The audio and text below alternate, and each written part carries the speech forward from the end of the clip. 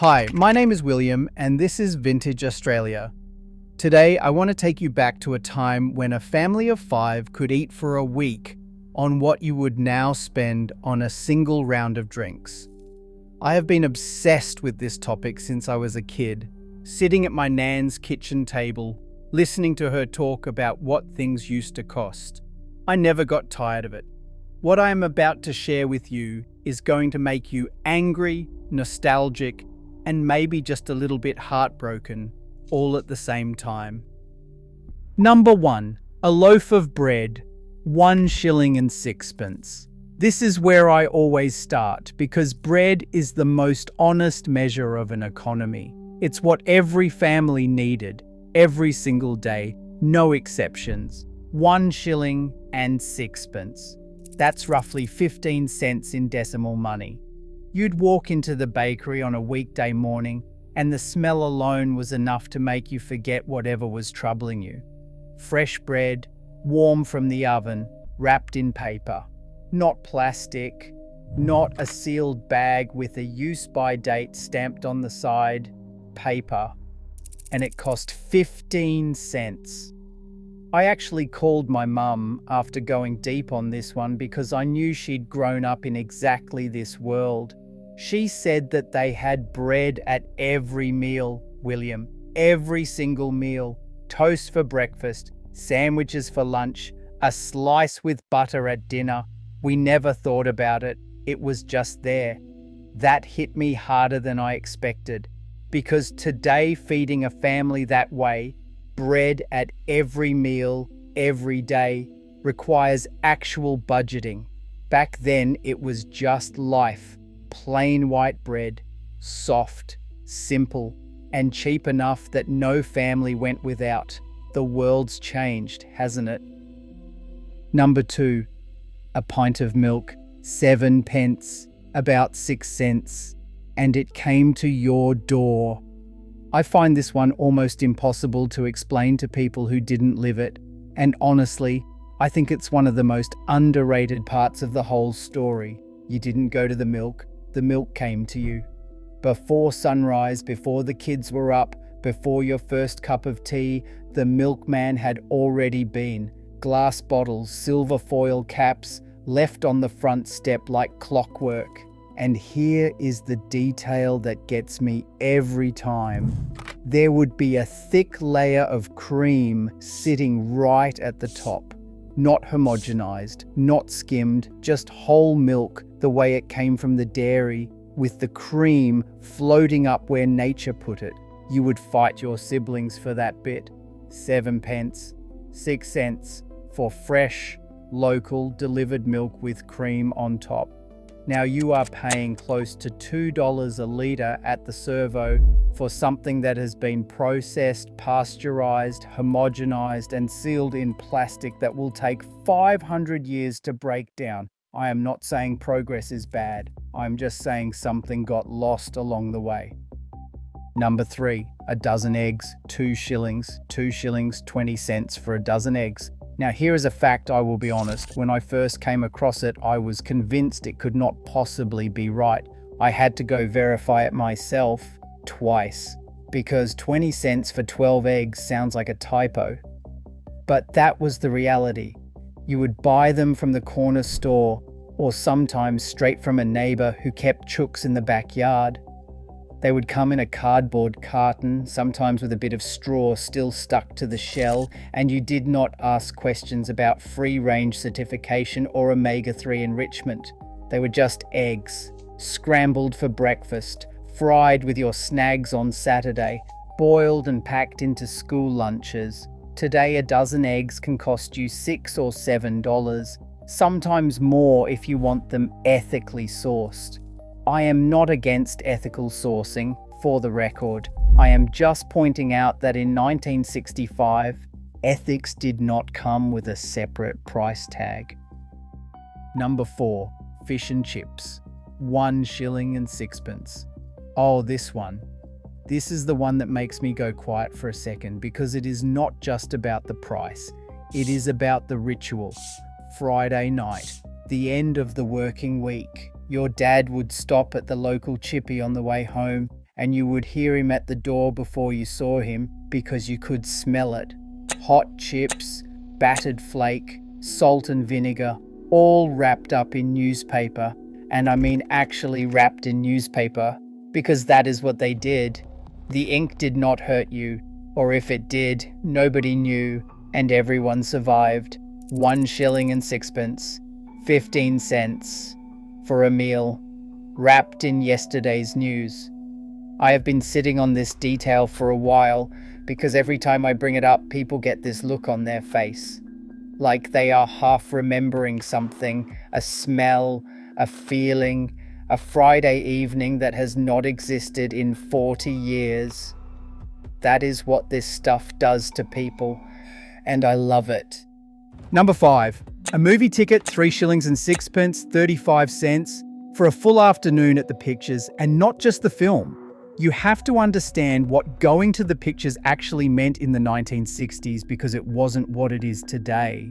You would line up on a Saturday arvo, pay your money at the box office, and settle into that grand old theatre with the velvet curtains and the organ playing softly before anything started.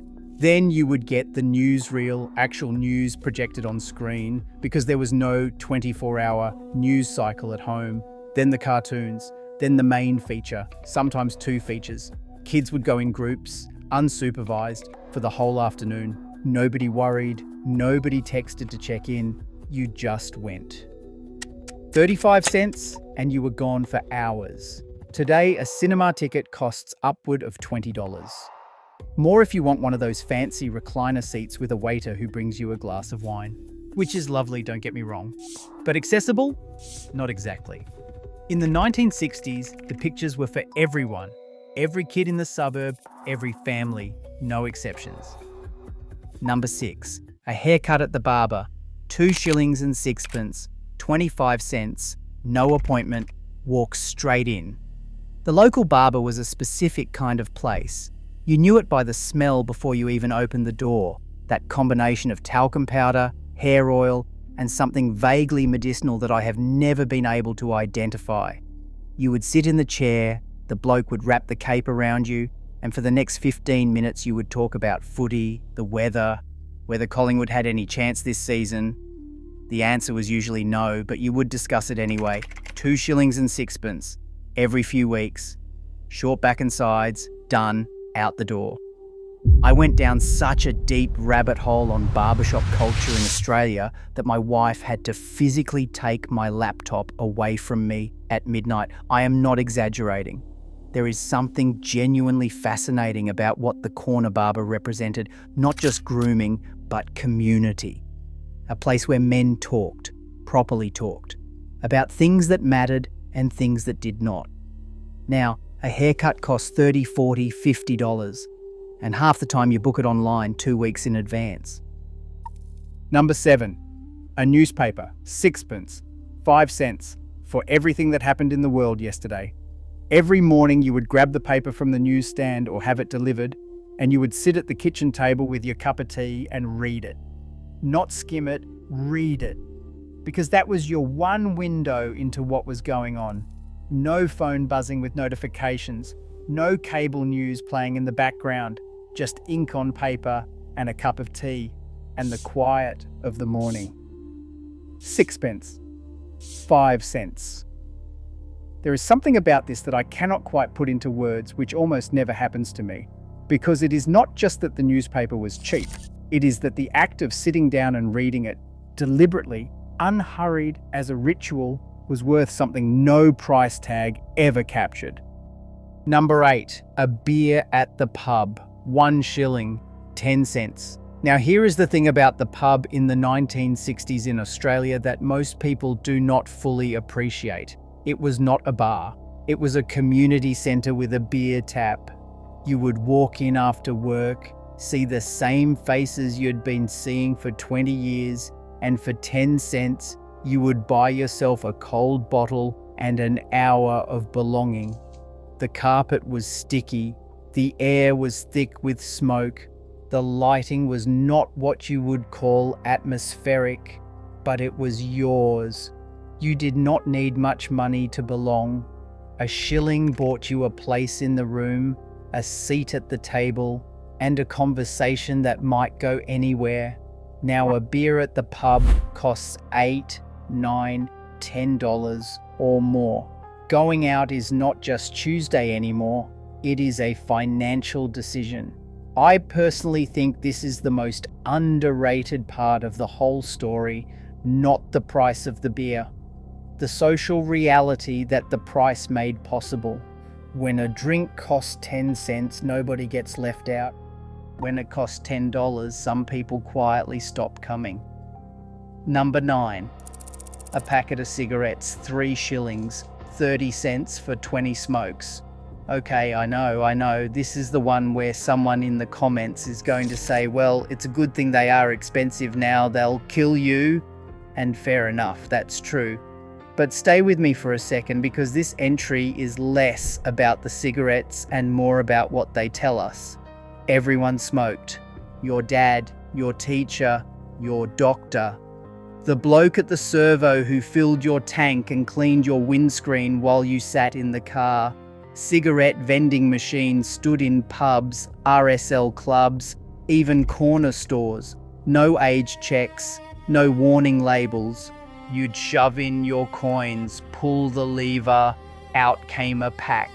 Kids would buy them for their parents, sometimes keep a couple for themselves. Nobody knew, or maybe nobody cared how dangerous they were. 3 shillings, 30 cents, and the whole culture around it was so completely different that it barely feels like the same country. I'll be honest, this is a topic I avoided for years because, truthfully, it made me a bit uncomfortable. All those people smoking happily, not knowing. But I'm glad I finally faced it, because it's one of the most honest windows we have into how completely and utterly the world can change in a single generation. Number 10. A gallon of petrol cost 4 shillings. 40 cents for a gallon. That is about 4.5 litres for the younger viewers. And here is the part of this story I find myself randomly thinking about at 2 in the morning. It was not just the price, it was the service. You did not pump your own petrol in the 1960s. You pulled into the servo and an attendant came out. He would fill your tank, check your oil, clean your windscreen, and have a quick chat. All included. No extra charge, just part of the deal. 40 cents a gallon, served to you by an actual human being who knew your car and probably your name. Today you are paying close to $2 a litre. You are pumping it yourself in the rain, and if you make eye contact with the person at the register, it is mildly unusual. Road trips used to be spontaneous. You would just fill up and go. Now they require a spreadsheet. Number 11, a train ticket across town. 6 pence.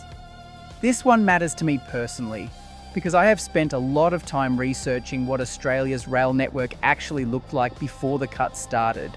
And what I found shocked me more than almost anything else in this whole story. 6pence, 5 cents, to ride the train across town. And in the 1960s, there was a lot of town to ride across, because the network was still largely intact. You could get almost anywhere by train. Workers, students, elderly people, kids going to school. The train was just part of how life moved. I went down such a rabbit hole on the social history of Australian public transport that I printed out over 200 pages of research. My desk genuinely looked like a crime scene investigation board. And what kept coming back to me was this: when you make a train ticket 6pence, you are not just setting a price, you are making a statement about who the city belongs to. It belongs to everyone. When that changes, and it did change, so does something in the social fabric, something quiet and hard to name, but real. Number 12, school canteen lunch, 6 pence. I love this one. I love it because it's so specific, so Australian, and because I've shown this detail to friends who had zero interest in the history of prices, and every single one of them stopped scrolling. 6 pence. A school lunch, a meat pie maybe, a sausage roll, a Vegemite sandwich from the tuck shop with a small carton of milk. For 6 pence, a kid was fed at lunch. That was the deal. The tuck shop lady knew every child by name. She'd have your usual ready before you'd finish saying it. There was no allergy menu, no dietary requirements form, no online pre-ordering. You rocked up with your coin, you told her what you wanted, and she handed it over wrapped in a little brown paper bag. Most people gloss over this entry because it seems small, but I think it's secretly the whole point of everything.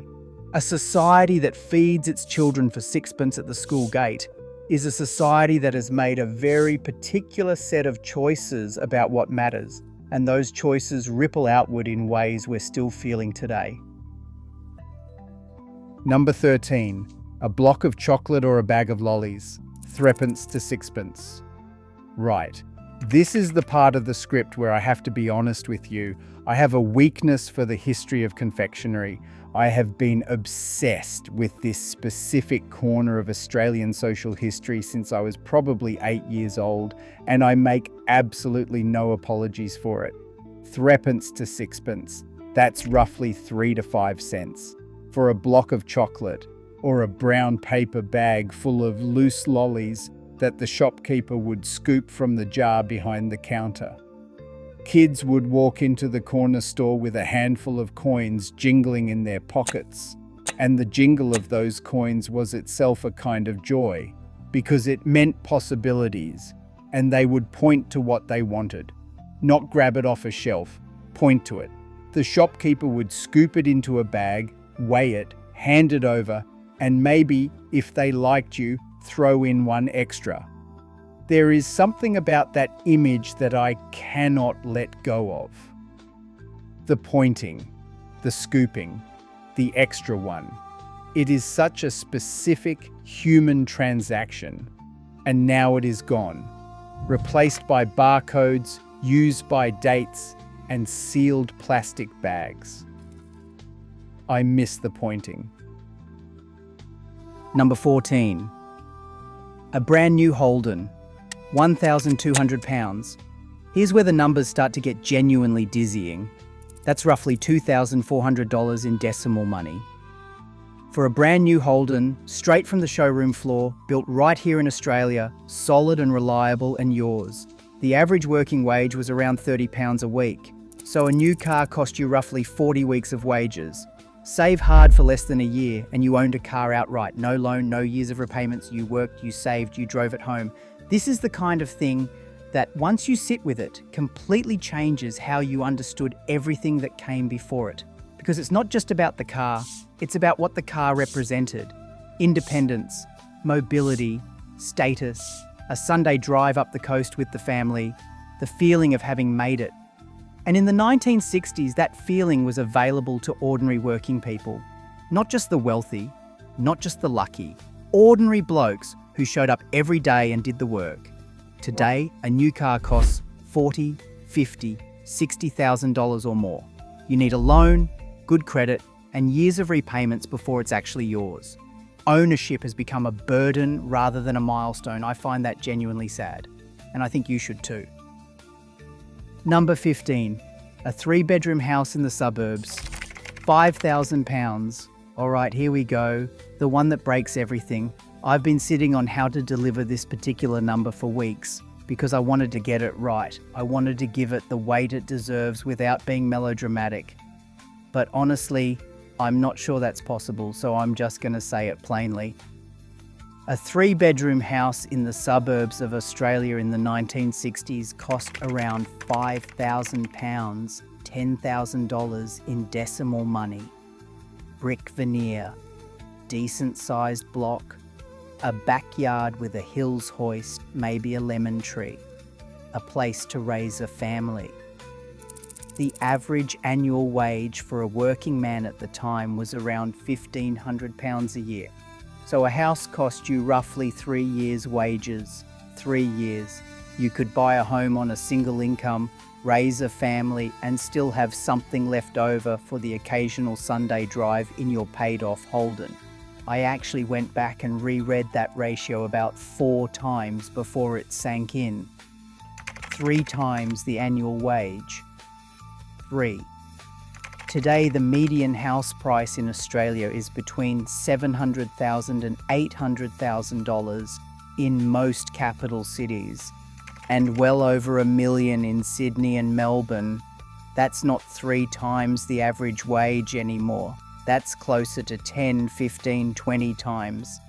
I've shown this comparison to friends who had zero interest in economic history, and every single one of them went quiet. That particular silence, the one where someone is trying to reconcile 2 numbers that don't belong in the same universe, that's what this is. Owning a home in the 1960s wasn't a dream. It wasn't a goal you worked toward for 20 years while paying off someone else's mortgage in rent. It was just the next thing you did. You worked, you saved, you bought a house. That was the deal. It was normal. It was expected. It was, for most ordinary Australians, entirely achievable. I called my mum after spending an afternoon with these numbers because I knew she'd lived through exactly this moment in history. She said, "We didn't think we were lucky, William. We just thought that's how it worked."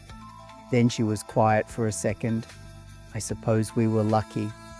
We just didn't know it yet.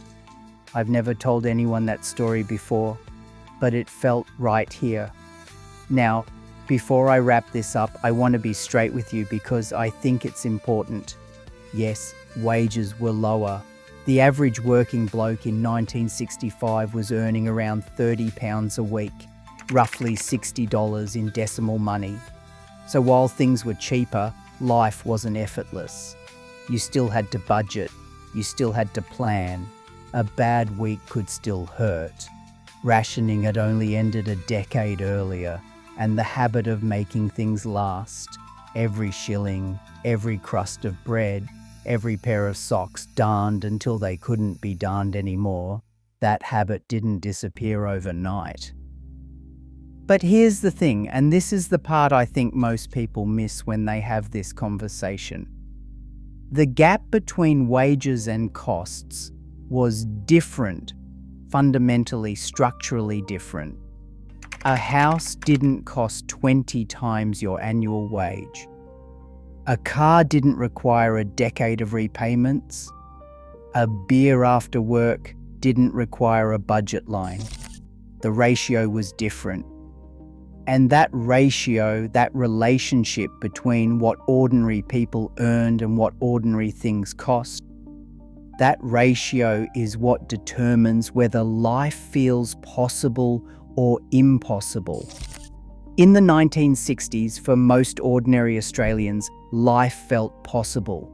Not perfect, not without hardship, but possible, within reach.